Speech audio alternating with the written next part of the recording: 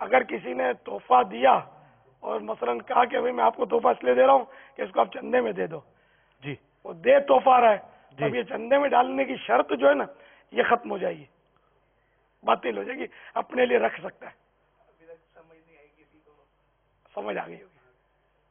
مثال کے طور پہ یہ پیالہ مجھے تحفے میں آپ نے دیا کہ دیکھو یہ اپنے استعمال میں رکھنا، میں آپ کو تحفے میں دیتا ہوں، دیکھو تحفے میں کسی اور کو مت دے دینا، اپنے لیے رکھنا.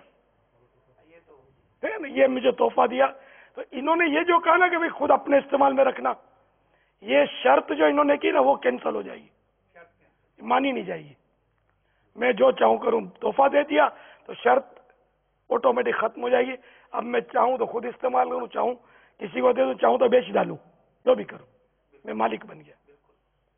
تو اسی طرح کسی نے اگر مجھے کوئی رقم دی کہ میں آپ کو تحفہ دیتا ہوں، اب آپ اپنی طرف سے چندے میں دے دو، تو یہ بھی سمجھ میں شرط ختم ہو جائے گی کہ میں اپنی جیب میں ڈال کے رکھ لوں تو چل جائے گا.